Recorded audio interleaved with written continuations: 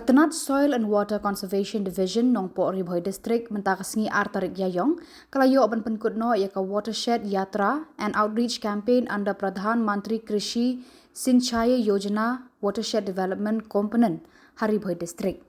Kumban syukudau hang ni ketika watershed yatra kadeka way niki program kabala sedang dekat Khuborjylla hanong ba Shillong haka khat khandai trek leber hajar arpusan harangkat kathong ban pensngu thu syaki pat ba ban pensa priang ru ika Khubor halor ka jingdan kam ban Pynneh pensa yaki kiwa ban Pynneh ru yaka jingjerngam yaki klau ki betam bat kane ka yatra kabala pendan kam deki kali ban rung syaki shnong hakeleng ka jela kalane kumbalai tayo AA hakabala yo pat ban penwai no mentakasngi Artarik Yayong hakasnong umtung Ribhoi District. Ya ketika program sa priang yaka Khubor ban Pynneh yaki klau bat yaki kiwa lawan ban penwai no do menteri bedai pet yaka Tnad Soil and Water Conservation jaga Khuborjylla Marcus and Marak kumukongsan haka jiga don lang u Raja Brahma ADC Ribhoi District u badai ru project director ka DRDA Dr. R. Talang, Block Development Officer, Bhoirambong Tnad Block, haka jinga dan lang ki officer na Tnad Soil and Water Conservation, ki kena skul lambat ki ki officer.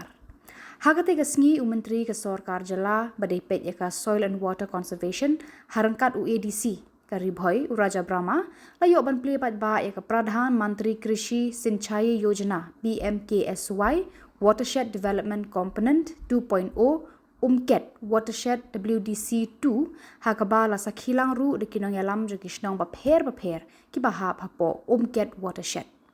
Nakaliang Tnad Soil and Water Conservation kala yo ru ban Pynkut burom mikinong tray ratba hakaba yedai bakajing Pynneh pensa ekame Mariang Watershed Warriors bat la ai khusnam ru shaki kena school ki bala job hakajing yakop jingken tip ktien bat hakajing yakop draw jing draw.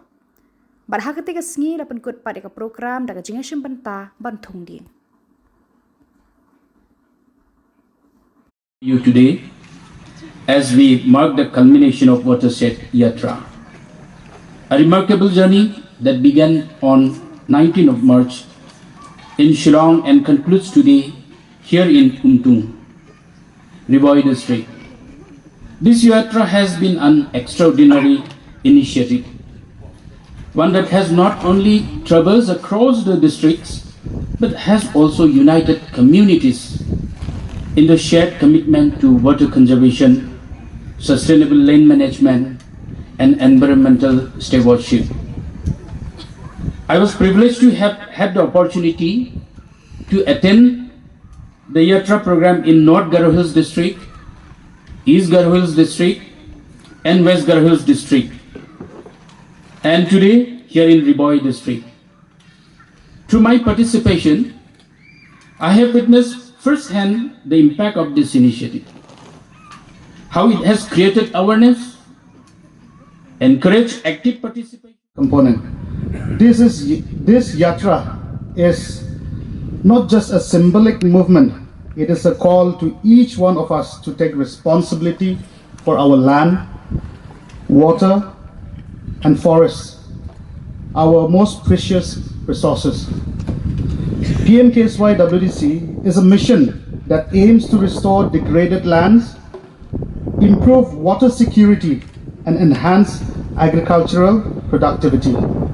By integrating scientific watershed management with community-driven efforts, this initiative aspires to create climate-resilient villages that can sustain themselves for generations to come. With its reach-to-valley approach, the program ensures that soil and water conservation measures work holistically, benefiting not just individual farmers, but... Kindly give a round of applause